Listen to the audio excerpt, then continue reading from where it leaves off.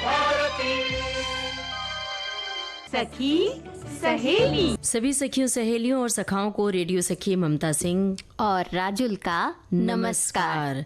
राजुल जी, वो खीर बन गई? अभी तो नहीं बनी है, बस बनने वाली है। लेकिन यहाँ नहीं, घर पे जाके बनेगी ना। यहाँ तो बस याद दिलाना है सखियों और सखाओं को कि आज शरद पूर्णिमा है और आज खीर बनानी है और चांद तले रखनी है और लोगों को खिलानी भी है, जैसे कि आप मुझे खिलाने वाली है ना। बिल्कुल बिल्कुल पक्की बात है कि खीर खानी भी है और खिलानी भी है। वैसे ममता जी, एक बात ये है कि याद तो आप दिला रही हैं, लेकिन सब जगह खीर का कुछ एक अलग स्वाद होता है।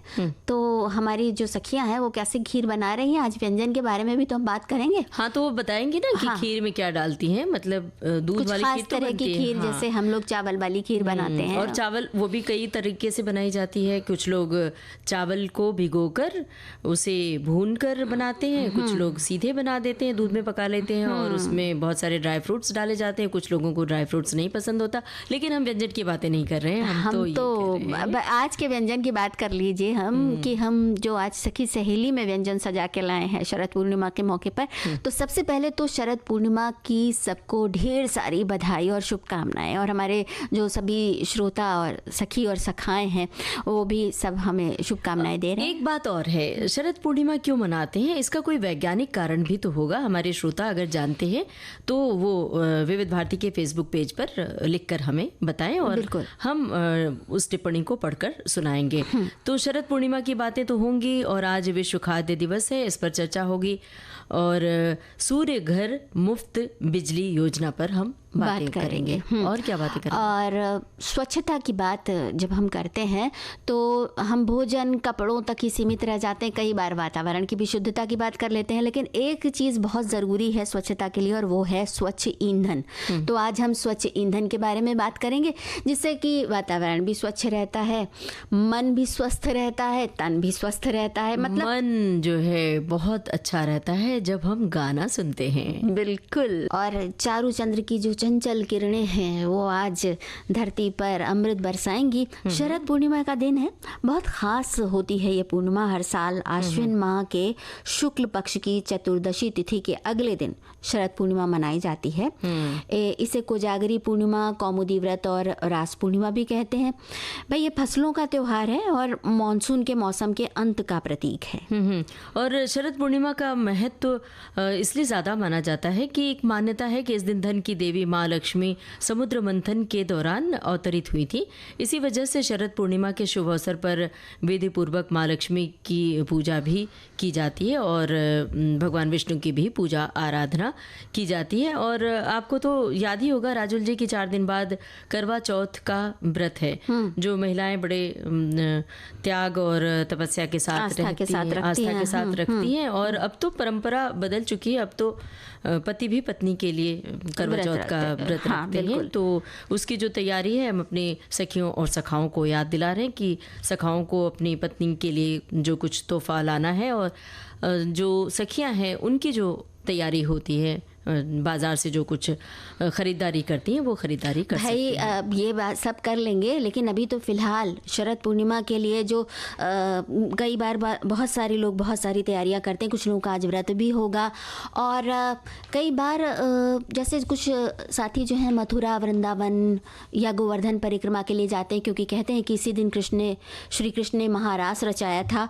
तो वहाँ पर भी भारी तादाद में पहुँचते हैं, क्योंकि शरद पूर्णिमा का महत्व तब बहुत बढ़ जाता है क्योंकि इसी दिन चंद्रमा 16 कलाओं से परिपूर्ण होता है। हाँ, बिल्कुल। और आयुर्वेद के अनुसार अगर हम कहें तो शरद पूर्णिमा की रात चंद्रमा की किरणें हमारे शरीर और वातावरण के लिए अमृत के समान लाभदायक होती हैं। और कहते हैं कि रात को चंद्रमा की किरणों से अमृत झरता है। तो फिर जो आप आज खीर बना चुकी हैं, बनाने वाली हैं, तो वो अमृत के लिए उस खीर को बनाकर आंगन में या छत पे रख दीजिएगा। और ये भी बता दें अपने श्रोताओं को वो शरद पूर्णिमा की रात को चंद्रमा की रोशनी में ही खीर जो है भोग लगाते हैं और खाते और खिलाते भी हैं। तो ऐसा कहा जाता है कि इनकी किरणों के प्रभाव से खीर का अमृत रस घुल जाता है और वो बड़ा ही पौष्टिक हो जाता है। स्वादिष्ट के साथ साथ पौष्टिक भी हो जाता है। खीर को कांच, मिट्टी या चांदी के बर्तन में रखा जाता है और शरद पूर्णिमा की रात पूजा करने के बाद खीर छलनी से ढककर खुले आसमान में चांद की रोशनी में रख कर उसे सुबह खाते हैं, प्रसाद के रूप में ग्रहण करते हैं। और देखिए ना ममता जी, विविधताओं का देश है हमारा देश। तो ओरछा का जो राम राजा सरकार मंदिर है वो देश का इकलौता मंदिर है जहां भगवान श्री राम को राजा के रूप में पूजा जाता है और दरबार खुलने की परंपरा का राजसी तरीके से ही पालन किया जाता है। ये मंदिर मध्य प्रदेश के बुंदेलखंड की अयोध्या के नाम से मशहूर है ये जगह। तो इस मंदिर में दर्शन के लिए हर साल शरद पूर्णिमा के अगले दिन से मंदिर के समय में परिवर्तन कर दिया जाता है, मतलब बदल जाता है वो। जैसे दरबार का समय होता है ना, तो दर्शन का समय भी शरद पूर्णिमा के अगले दिन से बदल जाता है। और एक पन्ना जिले में एक सुप्रसिद्ध मंदिर है, वहाँ भी अंतर्राष्ट्रीय शरद पूर्णिमा महोत्सव आयोजित किया जाता है जिसमें देश विदेश से लाखों लोग आते हैं और 9 दिनों तक बड़ी धूमधाम रहती है। वहाँ पर महोत्सव की शुरुआत विजयदशमी के दिन से हो जाती है। खेजड़ा मंदिर में बीड़ा और तलवार उठाकर होती है और ये संवत 1740 में खेजड़ा मंदिर परिसर में बुंदेलखंड की रक्षा के लिए महाराजा छत्रसाल को इसी विजयादशमी के दिन श्री प्राणनाथ जी ने वरदानी तलवार देकर विजयी होने का आशीर्वाद दिया था। इस जो हम महोत्सव की बात कर रहे हैं, ये मुख्य समारोह जो है वो पूर्णिमा की रात्रि में होता है। रात्रि के करीब 12 बजे बंगला जी मंदिर में श्री जी की सवारी ब्रह्मक चबूतरे पर लाई जाती है और पूर्णमासी का महारास का उल्लास रात्रि भर चलता है।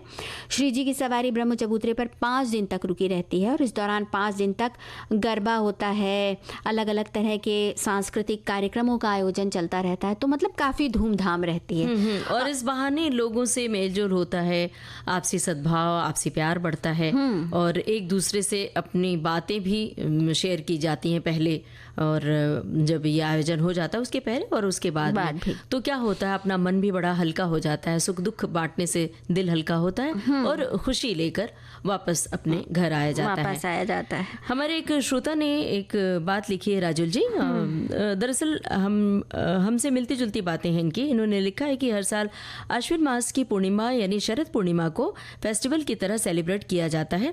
इस दिन लोग व्रत पूजन करने के साथ ही साथ शाम को खीर बनाते हैं और रात भर चंद्रमा की रोशनी में रखने के बाद खाया जाता है। ये तो हमने बता दिया। इसके अलावा और हमारे साथी लिख रहे हैं, पूनम पूर्ण कला से जो खिलती है वो उजला चांद दिखता है, चांदनी में शीतलता गहना है, उसकी आभा रोशन है, चंचल चितवन वो चंद्रकला, एक पूनम जो आभा में है, रवि का प्रतिबिंब फिर से ये खिल जाती है। आगे आप पढ़ने वाली है ना इनका ये संदेश। अश्विन की पूर्णिमा, मास की पूर्णिमा का रंग है और निराला इस दिन चमके चंद्रमा सबसे प्यार बिखेर कर अपनी चांदनी देश को वो अपना आशीर्वाद, यह कामना इस साल हर साल। शरद पूर्णिमा की शुभकामनाएं।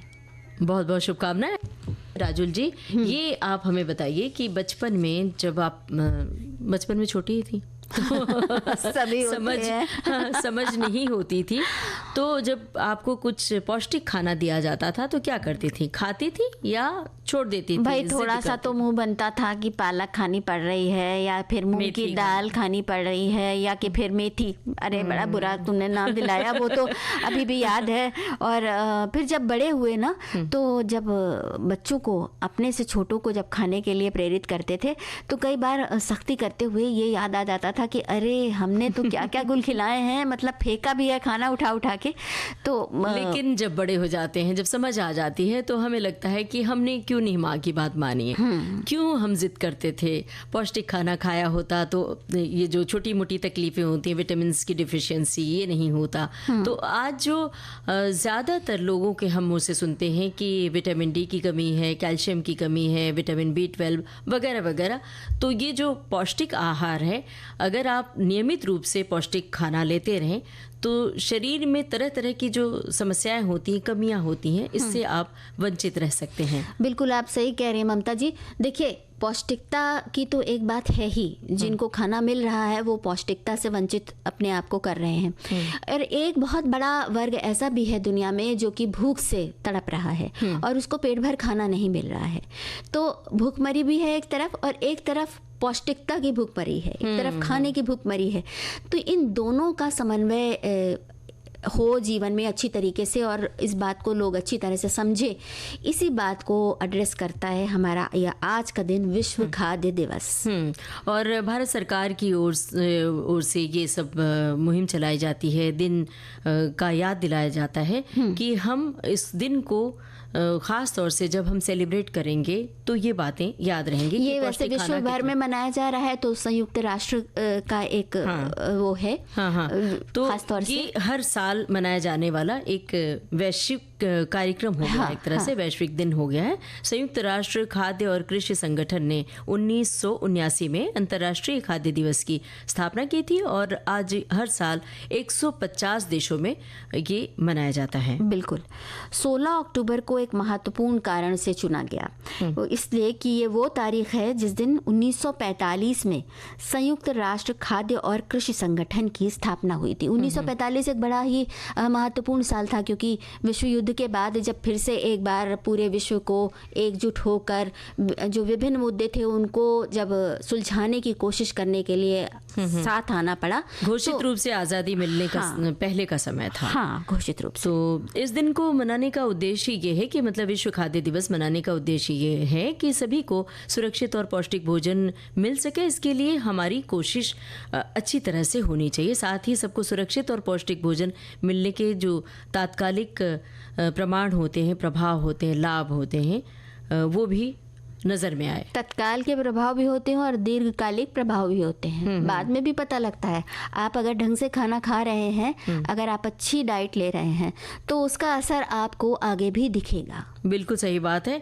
और अभी आप जब राजुल जी ये कह रही थी ना कि एक वर्ग है जहाँ पे भुखमरी है, खाना नहीं मिलता है, और बहुत सारे सहायक सहायिका भी हम सबके घर में, आपके घर में आते हैं, तो क्या होता है, बचा हुआ खाना ढेर सारा हम दे देते हैं, ये बिना जाने कि वो उसकी गुणवत्ता कितनी है, क्वालिटी क्या है, खराब तो नहीं हो गया है, ये भी ध्यान रखना चाहिए। क्योंकि वो बेचारे जब ले जाते हैं घर पे खाना खा लेते हैं, तो कई बार ऐसे बैक्टीरिया या जीवाणु होते हैं जिनका असर उनके ऊपर गलत कुप्रभाव भी पड़ता है, तो इससे वो बीमार होते हैं। इनका भी ख्याल रखना चाहिए। विश्व खाद्य दिवस मनाने का उद्देश्य ही यही है कि इन बातों पर हम गौर करें। उतना लेना थाली में, व्यर्थ न जाए नाली में, ये बात ध्यान रखनी होगी हम सभी को। और हम विश्व खाद्य दिवस की बात कर रहे थे, तो हर साल जो ऐसे महत्वपूर्ण आयोजन होते हैं उनकी एक थीम रहती है, एक विषय रहता है। तो इस बार का विषय है बेहतर जीवन और बेहतर भविष्य के लिए खाद्य पदार्थों का अधिकार। मतलब ये अधिकार है मनुष्य का, चाहे वो जहाँ भी रहता हो, किसी भी देश का वासी हो, लेकिन उसको बेहतर जीवन और बेहतर भविष्य बनाने के लिए खाने पर उसका उतना ही अधिकार है जितना किसी और का। बिल्कुल। विश्व खाद्य दिवस को अन्य वैश्विक संगठनों जैसे अंतर्राष्ट्रीय कृषि विकास कोष और विश्व खाद्य कार्यक्रम द्वारा भी मनाया जाता है। ये वैश्विक संगठन है जो कि खाद्य सुरक्षा से संबंधित होता है। दुनिया भर में करीब 45 मिलियन लोग ऐसे हैं जिनमें से लगभग आधे बच्चे हैं जो भूखमरी के खतरे में हैं। भूखे परिवार जीवित रहने के लिए ऐसे काम करते हैं जो कि उनके मन में मतलब जो नहीं करना चाहते, वो हताश हो जाते हैं। और इस वजह से अक्सर ऐसा होता है कि बच्चों पर सबसे ज़्यादा असर पड़ता है। बच्चे बाल विवाह, बाल श्रम, बाल सैनिक भर्ती के शिकार बनते हैं, शिक्षा से वंचित रह जाते हैं। तो ऐसे में जब आपके इर्द गिर्द आप देखती हैं कि बाल श्रमिक काम कर रहे हैं, या हमने कई बार घरों में देखा कि बहुत कम उम्र की बच्चियों से काम कराया जाता है घर के, मतलब बर्तन, झाड़ू पोछा जैसे, तो वहाँ भी हमारा दायित्व बनता है कि हम ये ना करने दें। खुद तो नहीं करवाना है बल्कि दूसरों से भी ना करवाएं। और इन शोषणकारी अनुभवों से लड़कियां गुजरती हैं, लड़कों पर बहुत सारे विनाशकारी प्रभाव भी पड़ते हैं। तो विश्व खाद्य दिवस पर हम अपने तई निजी तौर पर भी योगदान दे सकते हैं। स्वस्थ और पौष्टिक भोजन करना ही चाहिए हमें। और आजकल जो ज़माना है, नई पीढ़ी है, नए बच्चे, वो जंक फूड के शौकीन होते हैं। उन्हें ये पिज़्ज़ा, बर्गर और यही सब चीज़ें ज़्यादा पसंद आती हैं, बल्कि घर का बना हुआ खाना कम पसंद करते हैं। हमने तो ये भी देखा है कि उसी घर मतलब बहुत कम गुणवत्ता वाली चीज़ें जब सुंदर तरीके से सजा संवार कर एल्यूमिनियम फॉइल में सजा कर दे दिया जाता है तो उन्हें बड़ा अच्छा लगता है। वही घर का खाना बड़ा ही अच्छा बनाया जाता है, पौष्टिक होता है, तो उससे वो मुँह बिचकाते हैं। ममता जी, मम्मियों के लिए एक चुनौती है बस ये कि वो भी ऐसा ही प्रेजेंटेबल खाना जो है बच्चों को दें कि बस वो देखें और देखते ही उनका खाने का मन जाग जाए। वैसे हमारे जो साथी हैं वो विश्व खाद्य दिवस के मौके पर कह रहे हैं कि रोटी, कपड़ा और मकान जीवन का बेहद अहम हिस्सा है। इन तीनों चीज़ों का महत्व समझना बेहद ज़रूरी है। 16 अक्टूबर यानी विश्व खाद्य दिवस न केवल दुनिया को भोजन का महत्व बताने के लिए बल्कि फूड सेफ्टी और भूख से जुड़े मुद्दों के प्रति जागरूकता फैलाने के लिए भी मनाया जाता है। दुनिया में बढ़ रही आबादी भूखमरी की संभावना को बढ़ा रही है। और उसके बाद उन्होंने खाद्य दिवस के बारे में और भी बातें कही हैं। और एक श्रोता ने लिखा है कि दरअसल हमारे श्रोता तो बहुत जागरूक हैं। एक श्रोता ने कहा है कि इस दिन को मनाने का मुख्य उद्देश्य है भुखमरी से निपटना और उसे पूरी दुनिया से समाप्त करना है, ताकि कोई भी व्यक्ति भूखा और कुपोषित न रहे। विश्व खाद्य दिवस के अवसर पर लोगों को खाद्य सुरक्षा और पौष्टिक आहार की ज़रूरत के बारे में जागरूक किया जाना बहुत ज़रूरी है। और भारत सरकार भी भोजन तक पहुंच में सुधार के लिए और विशेष रूप से कमज़ोर वर्ग के लिए बहुत सारी योजनाएं चला रही है, जिसमें कि गरीब कल्याण अन्न योजना भी शामिल है। ममता जी, अब आप कहेंगी कि हम विषयांतर कर रहे हैं, लेकिन भाई ऐसा है कि आज ऐसा स्वस्थ और पौष्टिक खाना खाने के तमाम मौके हैं, तो फटाफट खीर बनाइए और उसको रखिए, क्योंकि कहते हैं कि आज की ये जो खीर है वो काफ़ी सेहत के लिए बहुत अच्छी होती है। और एक बात और है, कई जगह पर जो देसी घी होता है, देसी घी में शहद को मिलाकर भी रख दिया जाता है चंद्रमा की रोशनी में और उसको चाटा जाता है। अच्छा, तो ये बहुत सारे तरीके अलग अलग परंपराएं हैं। अलग अलग प्रांतों में अलग अलग तरीके होते हैं। हाँ, तो और एक साथी ने भी ये भी तो बताया है कि यहाँ पर कई जगह ऐसी हैं जहाँ पर जैसे कि हरिद्वार से लेकर बनारस तक भारी संख्या में श्रद्धालु पवित्र नदियों में डुबकी लगाते हैं। तो स्नान भी करते हैं लोग। तो भाई खाना और स्वच्छता और स्वास्थ्य, ये सब आपस में जुड़े हुए हैं। और इसी के साथ क्या जुड़ा हुआ है? अंतराल। तो एक अंतराल के बाद फिर आते हैं और बहुत सारी बातें। विविध भारती से ये है कार्यक्रम सखी सहेली। अंतराल पूरा हुआ और हम तो सोच रहे थे कि अंतराल की बजाय ममता जी गाना सुनवाएंगी, लेकिन अंतराल ले लिया, कोई बात नहीं। भाई राजुल जी, बच्चन फिल्म की ये जो लोरी है ना, बहुत सारी बातें याद दिलाती हैं। एक तो बचपन की याद आ जाती है, जब माँ ये लोरी सुनाती थी, खासतौर से रात को सुलाते समय, और जब हम अपने बच्चों को लोरी सुनाते थे, जब बच्चा छोटा होता है तो हम इसके साथ बच्चे को सुलाते हैं और उसे भी याद करवाते हैं। तो हमारी सखियों और सखाओं को भी बहुत सारी बातें याद आई होंगी, तो वो बता सकते हैं अपनी बातें कि उन्होंने क्या ये जो लोरी है कभी गाया था, कभी गुनगुनाया था अपने बच्चों के लिए। और जब हम शरद पूर्णिमा की बात कर रहे थे, तो जब चांद की बातें हो रही थी, थाली में बिल्कुल बूढ़ के पकौड़े दृश्य वैसे याद हम लोगों ने परोस दिए। हाँ, तो भाई ठीक है। क्या ठीक है? मतलब अभी तक भी ठीक था क्या? सब कुछ ठीक था। ये बात अच्छी है ममता जी, लेकिन जब हम ये बात करते हैं ना कि थाली में बूढ़ के पुए, तो कैसा एक जैसे रोमानी एहसास होता है, एक जैसे रोमांच सा हो आता है और नॉस्टैल्जिया सा फील होता है। और इसके साथ ही एक बात और ये भी है कि चंद्रमा से जो अलग अलग कनेक्शन है, मामा भी है हमारा, और उसके बाद फिर हम चंद्रमा को संदेशवाहक भी बना लेते हैं। फिर हम चंद्रमा से अपने दिल की बात साथी भी बना लेते हैं, उससे साझा कर लेते हैं अपने दिल की बात। राजुल जी, आपको वो गाना याद है, मामा जी के रॉकेट पर हम चांद की सैर को जाएंगे? आप सोचिए कि कब किस ज़माने में लिखा गया गाना था और आज रॉकेट का ज़माना है, उससे भी ऊपर आगे बढ़ चुके हैं हम। तो गीतकार की कलम कैसे चलती है कि अपने ज़माने में जब वो गीत लिख रहे होते हैं तो कितने प्रासंगिक होते हैं, आगे के ज़माने में, आज के युग में भी कितना प्रासंगिक है।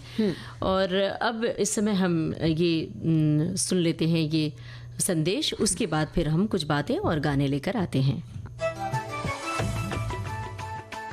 मन की बात है जन जन की, सभी की कुछ अपनी सी, संघर्षों के कुछ किस्से, कहानी कुछ सफलताओं की, अनकही विरासत की, उम्मीदें नए भारत की। महीने के आखिरी रविवार का रहता है इंतजार, मलयाचल के आंचल से विंध्याचल के आंगन तक, ब्रह्मपुत्र के घाट से हिमालय के विस्तार तक होती है मन की बात प्रधानमंत्री के साथ। तो सुनिए इस महीने 27 अक्टूबर सुबह 11 बजे मन की बात आकाशवाणी और दूरदर्शन के सभी चैनलों पर। माननीय प्रधानमंत्री के प्रसारण के तुरंत बाद मन की बात का प्रादेशिक भाषाओं में अनुवाद आप सुन सकते हैं आकाशवाणी और दूरदर्शन के संबद्ध प्रादेशिक चैनलों पर। मन की बात के प्रादेशिक भाषाओं में अनुवाद का पुनः प्रसारण आप सुन सकते हैं रात 8 बजे आकाशवाणी और दूरदर्शन के सभी प्रादेशिक चैनलों पर। तो याद रखिए, रविवार 27 अक्टूबर सुबह 11 बजे मन की बात। कहते हैं कि जब मन चंगा हो तो कटौती में भी गंगा होती है, और मन चंगा ना हो तो जो आसपास की जितनी भी अच्छी चीज़ें हों वो भी ख़राब लगने लगती हैं। मन को चंगा किया जा सकता है, बहुत सारे साधन हैं, और उन्हीं में से एक ये साधन है स्वच्छता। जब हम साफ सफाई कर लेते हैं, तुमने देखा होगा ना ममता जी आपने, कि जब घर बहुत फैला हुआ हो और आप करीने से सब सामान रख दें तो अपने आप अच्छा लगने लगता है। बिल्कुल, उसे झाड़ बुहार के हम साफ कर दें, सारी झुंझलाहट खत्म हो जाती है। लेकिन एक बात बताइए राजुल जी, वो जब ये बात आप कर रही थी तो हमें गांव की बात याद आ गई। गांव में देखा है कि गांव में जो बड़े बड़े घर होते थे, मिट्टी के घर खास तौर से, उनकी साफ सफाई कितनी मुश्किल होती थी। पूरे आंगन में, बरामदे में, घर में झाड़ू लगाने में बहुत वक्त लग जाता था। लेकिन जब उन्हें लीप दिया जाता था तो वो कितने सुंदर लगने लगते थे। बिल्कुल, और मौसम के अनुकूल भी होते थे। तो भाई बस खराब तब लगता था जब लकड़ी जलाई जाती थी या कुछ इस तरह की जिससे धुआं होता था। और घर में जो काकी, चाची या भाभी होती थी तो वो सब बैठ के तेज धुआं करके रसोई में खाना पकाती थी। रसोई भी बहुत बड़ी बड़ी होती थी, रसोई देखने में तो बहुत अच्छी लगती थी। वो जो चूल्हे पर खाना पकता था, ख़ास तौर से गरम गरम रोटी, और जो बटलुई में, पीतल के बटलुई में दाल पकती थी, उसका भी स्वाद बड़ा ही अनोखा होता था। लेकिन कभी हमने इस बात पर गौर नहीं किया कि जो वो महिलाएं होती थी, खाना पकाती थी, उनकी आंखों पर कितना बुरा असर पड़ रहा है। न सिर्फ आंखों पर बल्कि ये सांस के रास्ते भी अंदर जाता है तो पूरी सेहत पर। और वो जो धुआं होता था उनके स्वास्थ्य के लिए बहुत ज्यादा हानिकारक होता है। तो स्वच्छ ऊर्जा जो है ना ममता जी, शारीरिक और मानसिक स्वास्थ्य और सुरक्षा के लिए बेहद ज़रूरी है। और भोजन पकाते समय हम और सब बातों का ध्यान तो रख लेते हैं कि भाई दाल चावल अगर बना रहे हैं तो धो लिया है अच्छी तरीके से, सब्जियां अच्छी तरह से सुधार के और अच्छी तरह से धो कर ही पकाते हैं। लेकिन एक और बात है, स्वच्छ ईंधन का इस्तेमाल करना भी बहुत ज़रूरी है और इसकी जानकारी पाना भी बहुत ज़रूरी है। बिल्कुल, दुनिया भर में बहुत सारे लोग हैं जो प्रदूषणकारी ईंधन से खाना बनाते हैं, जिसमें ठोस ईंधन और बायोमास जैसे लकड़ी का कोयला या फसलों के अवशेष और कोयला, ये सब चीज़ें शामिल हैं। तो ये ईंधन धुआं और कालिक छोड़ते हैं, जिसका स्वास्थ्य पर बहुत बुरा असर पड़ता है। और पारंपरिक खाना पकाने की जो पद्धतियां होती हैं, तरीका होता है, ग्रीन हाउस गैस उत्सर्जन पैदा करती हैं। ये उत्सर्जन 2 स्रोतों से उत्पन्न होते हैं। सबसे पहले ईंधन की असंतुलित कटाई वनों के क्षरण को बढ़ावा देती है और पुनर्नवीनीकरण को रोकती है। दूसरा, खाना पकाने की प्रक्रिया के दौरान ईंधन जलाने से कार्बन डाइऑक्साइड, मीथेन और दूसरे प्रदूषक गैस निकालते हैं। तो इसकी बजाय हमें स्वच्छ ईंधन का इस्तेमाल करना चाहिए, क्योंकि देखो ईंधन को जुटाने के लिए अक्सर महिलाएं और लड़कियां ही जिम्मेदारी लेती हैं, और इस ईंधन इकट्ठा करने में उनका घंटों निकल जाता है और इसकी वजह से उनके ऊपर बहुत बुरा असर पड़ता है। मतलब कितना समय निकलता है, कितनी ऊर्जा खर्च होती है।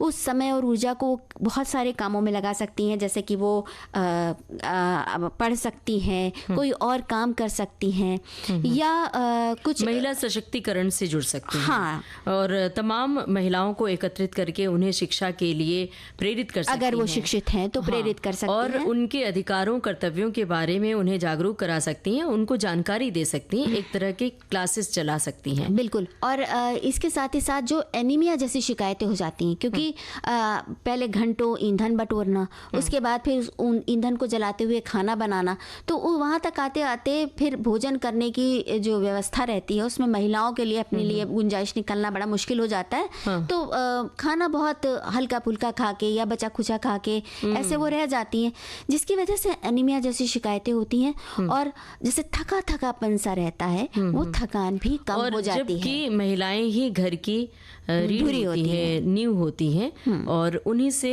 बेसिक रूप से परिवार उन्हीं के बदौलत चलता है, अच्छे तरीके से सुचारू रूप से वही चलाती हैं, लेकिन उन्हीं पर ज़्यादा ध्यान नहीं दिया जाता है। हालांकि अब तो दौर बदल रहा है, पुरुष महिला दोनों भागीदार होते हैं रसोई घर में। जब ये थोड़ा सा प्रयास किया जाए तो स्वच्छ ईंधन प्राप्त किया जा सकता है। उसके लिए थोड़ी जानकारी चाहिए और अवेयरनेस, सजगता चाहिए। गौकाष्ठ का उपयोग किया जा सकता है। आपस में मिलकर गोबर गैस संयंत्र लगाया जा सकता है। जो गाय और बैल के भैंस के गोबर होते हैं उसे इकट्ठा किया जाता है और उसके जरिए गोबर गैस संयंत्र लगाया जा सकता है, जिससे सभी को स्वच्छ ईंधन मिल सकता है, जिससे कि आसपास का वातावरण भी स्वच्छ रहेगा, पूरा परिसर स्वच्छ रहेगा। तो ऐसे गोबर जगह जगह इकट्ठा होकर तमाम तरह की असुविधाएं, तमाम तरह की बीमारियां भी पैदा कर सकता है।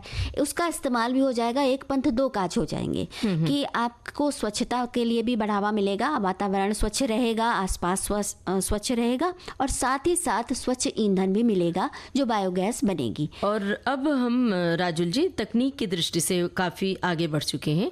तो एक योजना भी है, भारत सरकार की ओर से एक योजना चलाई जाती है, उज्ज्वला योजना। इससे भी लाभ लिया जा सकता है। इस योजना के तहत पहला रिफिल और चूल्हा मुफ्त दिया जाता है, और ईंधन की मासिक लागत को कम करने के लिए प्रत्येक वर्ष 12 सिलेंडर तक 200 रुपये प्रति सिलेंडर की लक्षित सब्सिडी भी दी जाती है। इसकी भी शुरुआत हो चुकी है। और इसके अलावा सौर ऊर्जा का इस्तेमाल भी कर सकते हैं। सौर ऊर्जा के लिए भी हम आगे बात करने वाले हैं, सूर्य घर के ज़रिए। तो हम उसका उपयोग जो है खाना बनाने में भी कर सकते हैं, और सौर कुकर में भी बड़ा अच्छा खाना बनता है, बड़ा पौष्टिक और स्वादिष्ट खाना बनता है, तो हम उसका इस्तेमाल भी कर सकते हैं। बिल्कुल, आजकल तो सौर ऊर्जा के माध्यम से यहाँ तक कि लोग जहाँ पर गीज़र गर्म पानी करने के लिए इस्तेमाल करते हैं, वहाँ भी इस्तेमाल किया जाता है, और बिजली के लिए तो किया ही जा सकता है। तो जो ये मचल मचल के आरजुएं हैं ये तभी पुकारती हैं जब आपका आसपास का वातावरण स्वच्छ रहता है, और जब आप अपनी ऊर्जा का उपयोग एक कंस्ट्रक्टिव काम में कर पाते हैं, रचनात्मक कामों में कर पाते हैं। अब रचनात्मकता से ही तो आज का दिन भी जुड़ा है ना, चंद्रमा का संबंध सीधे रचनात्मकता से है। बिल्कुल, और कहा जाता है कि चंद्रमा के प्रभाव से हमारा मन बहुत प्रभावित होता है, और उसका क्या पूरा एक सिस्टम है जिसकी वजह से आपका पूरा मन प्रभावित होता है, प्रकृति प्रभावित होती है। देखिए, तभी तो ज्वार और भाटा समुद्र में आते हैं पूर्णमासी में। तो भाई ये बात हो रही है। तो हमारे एक साथी कह रहे हैं शरद पूर्णिमा की बधाई देते हुए कि चांदनी रात में उजाला होता है, वैसे दिन में सूरज की रोशनी से भी उजाला छाया रहता है, और ये थोड़ी सूर्य शक्ति का उपयोग हो रहा है बिजली उत्पादन करने के लिए। हमने भी 3 साल पहले घर की छत पर सोलर सिस्टम लगाया हुआ है। इस सौर ऊर्जा से उत्पन्न बिजली के कारण हमारे घर का बिजली बिल 0 हो गया है। इसके उपरांत साल भर में करीब 7,000 रुपये हर साल हमारे बैंक अकाउंट में जमा हो रहा है।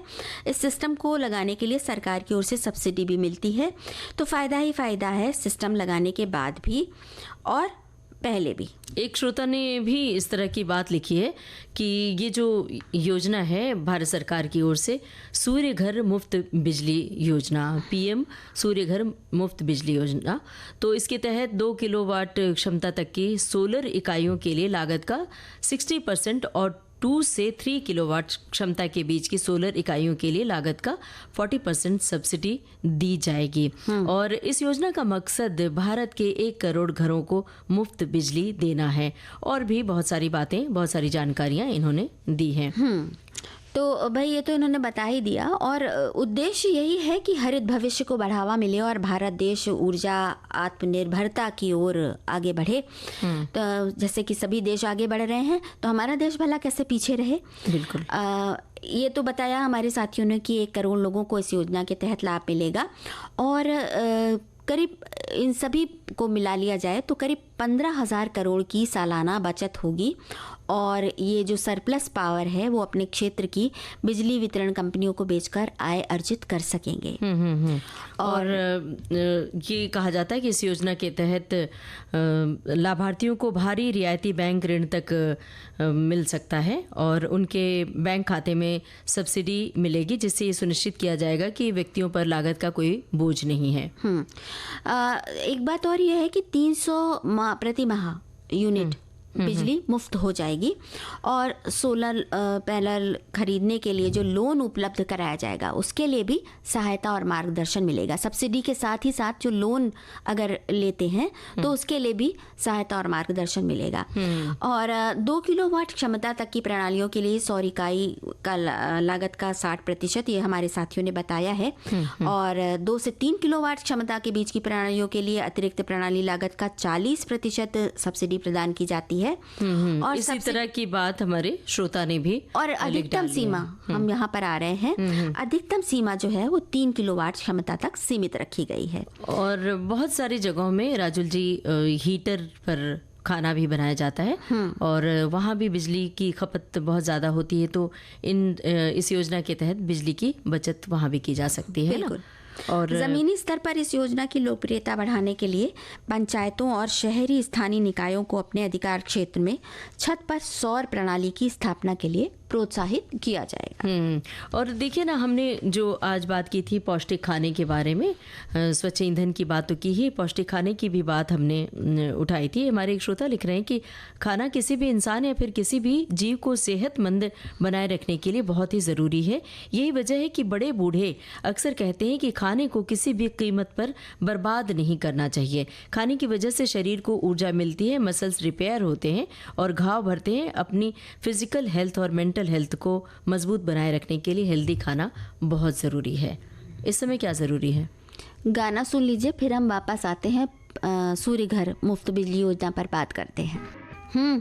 तो हम बात कर रहे थे सूर्य घर के बारे में। बिल्कुल। तो सूर्य घर के लिए जो ग्राहकों और शहरी स्थानीय निकायों और वित्तीय संस्थानों सहित प्रत्येक जो उसके लाभार्थी होंगे, वो एक राष्ट्रीय ऑनलाइन पोर्टल के साथ एकीकृत किया जाएगा, जो आवेदन और निष्पादन प्रक्रिया को स्ट्रीम करेंगे। और योजना से लाभ तो बहुत सारे हैं ममता जी। देखिए ना, हर घर रोशन होगा, बिजली बिलों में बचत होगी, और पर्यावरण भी स्वच्छ रहेगा, कार्बन उत्सर्जन में बहुत ज़्यादा कटौती होने की उम्मीद है। साथ ही ये योजना रोजगार के नए अवसर भी पैदा करने में मदद करेगी। लेकिन एक चीज बताना बहुत जरूरी है कि ये जो योजना है सूर्य घर मुफ्त बिजली योजना, इसके लिए आवेदक जो आवेदन करेंगे उनकी जो पात्रता है भारतीय नागरिक होना ज़रूरी है, और आपके पास एक ऐसा घर होना चाहिए जिसकी छत सौर पैनल लगाने के लिए उपयुक्त हो, और घर में वैध बिजली कनेक्शन होना भी ज़रूरी है। परिवार को सौर पैनलों के लिए किसी अन्य सब्सिडी का लाभ नहीं उठाना चाहिए। हाँ, तो इसके लिए जो भी लगवाना चाहते हैं वो राष्ट्रीय पोर्टल पर पंजीकरण कर सकते हैं, और राज्य और बिजली वितरण कंपनी का चयन करके किया जाता है।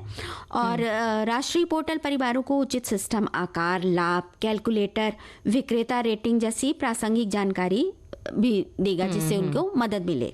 और हाँ, और कुछ कह रही थी आप? और विक्रेता और रूफटॉप सोलर यूनिट का ब्रांड भी चुन सकते हैं जिसे वो स्थापित करना चाहते हैं। और अब प्रोग्राम के आखिर में जो व्यंजन की बात हम करते हैं, तो हमारी एक सखी हैं, इन्होंने कुछ बनाने की विधि लिख भेजी है। देखते हैं क्या लिखा है इन्होंने। बेक्ड मसाला बाटी बनाने की विधि बताई है, तो पढ़कर सुनाते हैं।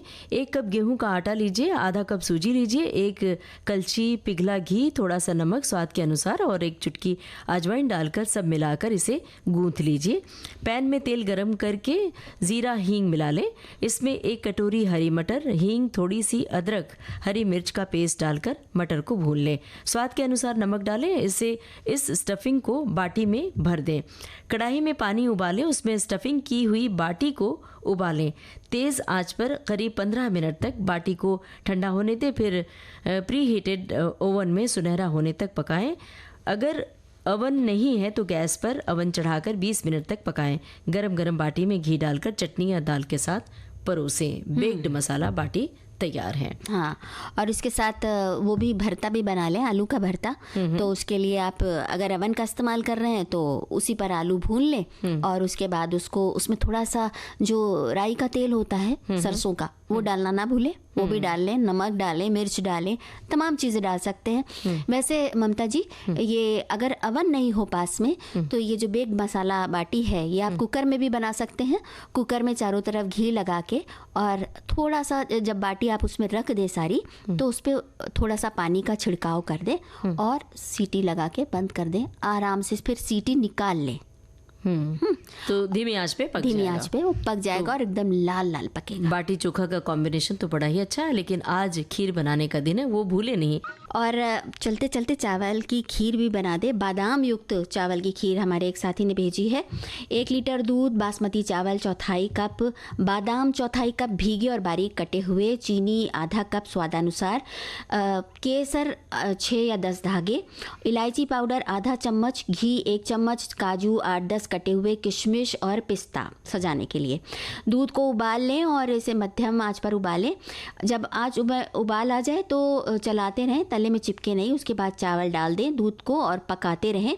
बीच बीच में खीर को चलाते रहें और फिर बादाम और सूखे मेवे मिला दें जब चावल अच्छी तरह से पक जाए।